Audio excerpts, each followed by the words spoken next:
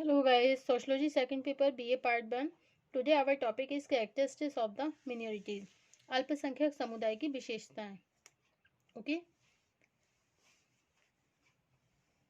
विभिन्न परिभाषाओं से यह स्पष्ट हो जाता है कि अल्पसंख्यक शब्द एक तुलनात्मक अवधारणा है तथा इसकी कोई सार्वभौमिक और सर्वमान्य परिभाषा नहीं दी जा सकती. केवल कुछ विशेषताओं के आधार पर ही अल्पसंख्यक समुदाय की प्रकृति को समझा जा सकता है. ओके. नंबर 1. किसी देश या समाज में अल्पसंख्यक समुदाय की कुछ पृथक सामाजिक और सांस्कृतिक विशेषताएं होती हैं तथा वह समुदाय अपनी इन विशेषताओं को सुरक्षित बनाए रखने का प्रयत्न करता रहता है. ओके. सेकंड पॉइंट है, अल्पसंख्यक एक ऐसा समुदाय है जिसे बहुसंख्यक समुदाय अपनी संस्कृति और इच्छाओं के अनुसार बदलने की कोशिश करता है. थर्ड पॉइंट है, सामान्य रूप से अल्पसंख्यक और बहुसंख्यक समुदाय का निर्धारण धर्म के आधार पर ही होता है. ओके. फोर्थ पॉइंट है, अल्पसंख्यक समुदाय में अपनी अलग पहचान बनाने की इच्छा ऐसी मांगों को जन्म देती है जिसके द्वारा अल्पसंख्यक अपनी शक्ति को बढ़ाने के साथ विशेष सुविधा प्राप्त कर सके. इसका तात्पर्य है कि अल्पसंख्यक समुदाय में अपनी अलग पहचान बनाने की इच्छा ऐसी मांगों को जन्म देती है जिसके द्वारा अल्पसंख्यक अपनी शक्ति को बढ़ाने के साथ ही विशेष सुविधाएं प्राप्त कर सके. अक्सर ऐसी मांगे राजनीतिक आंदोलन का रूप लेने लगती है. नेक्स्ट पॉइंट है, विभिन्न समाजों में अल्पसंख्यक और बहुसंख्यक समुदाय के लोगों की संख्या अलग अलग स्थानों पर भिन्न भिन्न हो सकती है. इसका तात्पर्य है किसी विशेष क्षेत्र में अल्पसंख्यक लोगों की कुल संख्या बहुसंख्यक लोगों की संख्या से अधिक होती है. फलस्वरूप बहुसंख्यक से अल्पसंख्यकों को पारस्परिक संबंधों के आधार पर ही एक दूसरे से पृथक किया जा सकता है. नेक्स्ट पॉइंट है, राजनीतिक संरचना. राजनीतिक संरचना और विभिन्न वर्गों की शक्ति में होने वाले परिवर्तन के साथ अल्पसंख्यक समुदाय की अवधारणा में भी परिवर्तन होने लगता है. उदाहरण के लिए भारत में मुसलमान ईसाई अल्पसंख्यक हैं किंतु जम्मू कश्मीर में मुसलमान बहुसंख्यक हैं. इसी तरह नागालैंड, मेघालय और मणिपुर में ईसाई बहुसंख्यक हैं जबकि हिंदू अल्पसंख्यक हैं.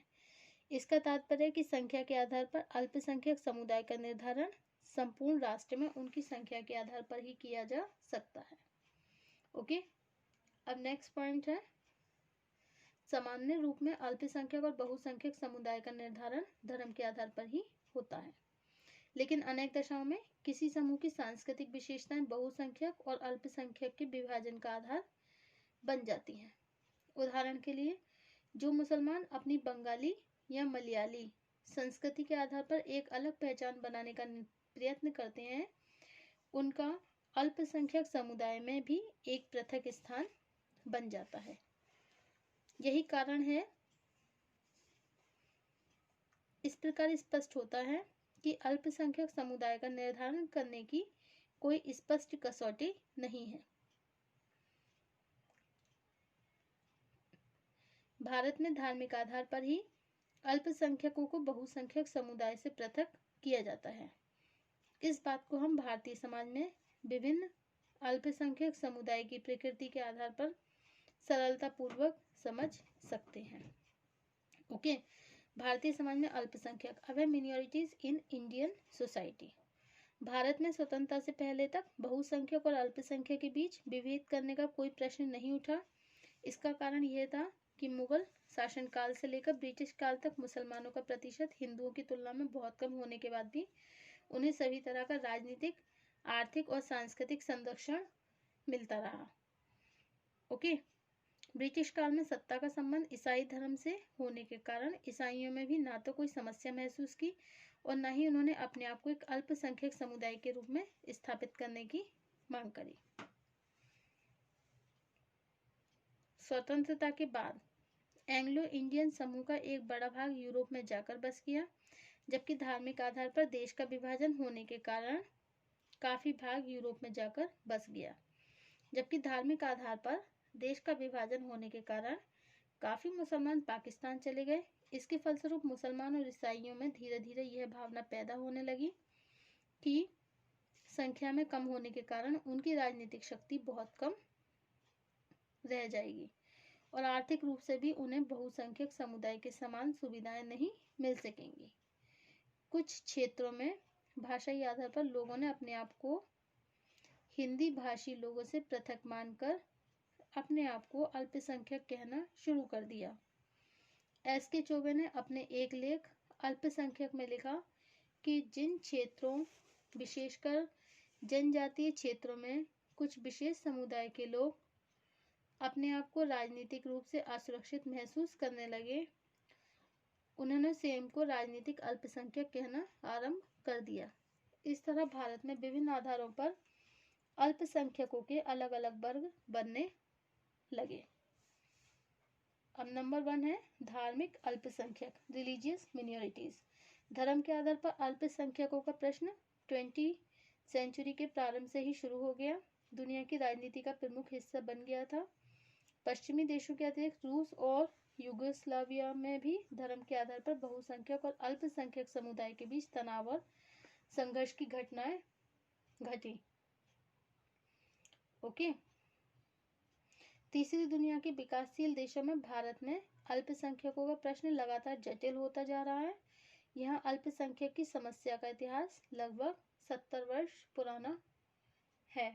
कितना पुराना है? 70 वर्ष पुराना है। इससे पहले ब्रिटिश शासनकाल में हिंदुओं और मुसलमानों ने मिलकर अंग्रेजी शासन का विरोध किया। इसके बाद भी जैसे जैसे राष्ट्रीय स्वतंत्रता आंदोलन जोर पकड़ता गया, बहुत से मुस्लिम नेताओं ने यह महसूस करना शुरू कर दिया कि स्वतंत्रता के बाद अपनी कम आबादी के कारण वे हिंदुओं के अधीन हो जाएंगे। ओके। इसी मनोवैज्ञानिक दबाव के कारण 1930 के लाहौर अधिवेशन में ये प्रस्ताव पास किया गया और हिंदू मुसलमान दो अलग राष्ट्र हैं। परिणाम यह हुआ 1930 और 1944, 1930 और 1944 के बीच जितने अधिक हिंदू मुसलमान दंगे हुए उतने पहले कभी नहीं हुए थे। स्वतंत्रता के बाद देश का विभाजन हुआ। पाकिस्तान एक मुस्लिम राष्ट्र बन गया जिसमें धर्म के आधार पर अल्पसंख्यक और बहुसंख्यक के विभाजन का कोई प्रश्न नहीं उठा और भारत को एक धर्मनिरपेक्ष राज्य घोषित कर दिया गया। मतलब भारत को एक धर्मनिरपेक्ष राष्ट्र घोषित कर दिया गया तथा संविधान में यह व्यवस्था की गई कि किसी भी व्यक्ति के साथ धर्म, जाति, लिंग के आधार पर कोई विभेद नहीं किया जाएगा। यहीं से संपूर्ण देश बहुसंख्यक और अल्पसंख्यक जैसे दो भागों में बंटने लगा। ओके। नेक्स्ट पॉइंट है आपका भाषाई अल्पसंख्यक, लिंग्विस्टिक मिनोरिटीज। अनेक लेखक भाषा के आधार पर विभिन्न क्षेत्रों के निवासियों को बहुसंख्यक और अल्पसंख्यक के रूप में चिंतित करते रहे हैं। उनका मानना है एक और देश में हिंदी भाषी लोगों की संख्या 40% है, जबकि दूसरी भाषा ऐसी कोई नहीं है जिससे संबंधित लोगों का परसेंट 8.25 से अधिक हो। इस पर हिंदी भाषी बहुसंख्यक है, जबकि अन्य भाषाओं से संबंधित समुदाय अल्पसंख्यक है। यदि क्षेत्रीय दृष्टिकोण से देखा जाए तो उत्तर भारत में हिंदी की प्रधानता है, जबकि दक्षिण भारत में तेलुगु, तमिल, कन्नड़, मलयालम भाषाएं प्रचलित हैं। ओके। अब नेक्स्ट पॉइंट है राजनीतिक अल्पसंख्यक। समय समय पर भारतीय समाज में उन समूह और समुदाय को अल्पसंख्यक का दर्जा देने की आवाज उठाई जिनका अपनी जनसंख्या के अनुपात में राजनीतिक प्रतिनिधित्व कम है अथवा जिन्हें सरकारी नौकरियों में अपनी आबादी के अनुसार स्थान नहीं मिल सके। ब्रिटिश शासनकाल में अंग्रेज शासकों ने बांटो और राज करो की नीति पर चलते हुए मुस्लिम अल्पसंख्यकों के लिए अलग निर्वाचन क्षेत्रों का प्रावधान किया। स्वतंत्रता के बाद अनेक मुस्लिम नेता जो थे उन्होंने ये मांग करी कि लोकसभा, विधानसभा, स्थानीय निकायों में उनके लिए 12% सीटें आरक्षित की जाएंगी। इसी से उनके अधिकार सुरक्षित रह सकते हैं। ओके। इसी से उनके अधिकार सुरक्षित रह सकते हैं। वास्तविकता यह है कि एक लोकतांत्रिक और धर्मनिरपेक्ष व्यवस्था में राजनीतिक आधार पर बहुसंख्यक और अल्पसंख्यक का कोई भेद नहीं किया जा सकता। भारत के संविधान में यह जरूरी है। यह एक व्यवस्था है कि धर्म, प्रजाति, जाति, लिंग के आधार पर लोगों के बीच किसी तरह का भेदभाव नहीं किया जाएगा। कानून के समक्ष सभी लोग समान हैं। इस प्रकार स्पष्ट होता है कि भारतीय समाज की संरचना में बहुसंख्यक और अल्पसंख्यक समुदाय में विभाजन का एकमात्र आधार धार्मिक है तथा इसी की पृष्ठभूमि में यहाँ अल्पसंख्यकों की समस्याओं और उनके कारणों को समझा जा सकता है। ओके, भारत में अल्पसंख्यक की समस्याएं तथा कारण। इस आधार पर विभिन्न अल्पसंख्यक समुदाय को समझकर उनकी सही स्थिति का निष्पक्ष मूल्यांकन किया जा सकता है। Problems and there causes of the minorities in India. मुस्लिम अल्पसंख्यकों की समस्याएं। फर्स्ट पॉइंट है आपका प्रॉब्लम्स ऑफ मुस्लिम मिनॉरिटीज में असुरक्षा की भावना।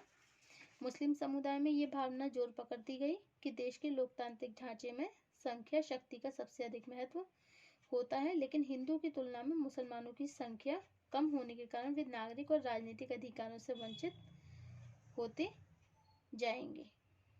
ओके, नेक्स्ट है शैक्षणिक समस्या। धार्मिक समुदाय की तुलना में शैक्षणिक पिछड़ापन है। यह सच है कि देश के संविधान में सभी समुदायों को शिक्षा ग्रहण करने के लिए व्यवहारिक अधिकार मिले, लेकिन मुस्लिम समुदाय की परंपराएं आधुनिक शिक्षा के पक्ष में नहीं है। नेक्स्ट है आर्थिक पिछड़ापन। इसमें शैक्षणिक पिछड़ेपन से ही संबंधित है, आर्थिक पिछड़ापन भी देखने के लिए मिलता है। सांस्कृतिक पृथकता की समस्या। सांस्कृतिक पृथकता भी इसमें देखने के लिए मिलती है।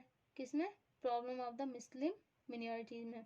मुस्लिम समुदाय की एक मुख्य समस्या उनका एक पृथक सांस्कृतिक और सामाजिक जीवन है। ओके, और भाषा की समस्या। मुस्लिम जनसंख्या का प्रतिशत लगभग 12% है, लेकिन जनगणना रिपोर्ट के अनुसार जनसंख्या का केवल 5.13% ही उर्दू भाषा को अपनी मातृभाषा मानता है। ओके, ऐसे ही ईसाई और सिख अल्पसंख्यकों की समस्याएं हैं। और नेक्स्ट पॉइंट है हमारा अल्पसंख्यक के लिए सरकार के प्रयत्न, efforts of government for minorities. Thank you for watching my YouTube channel.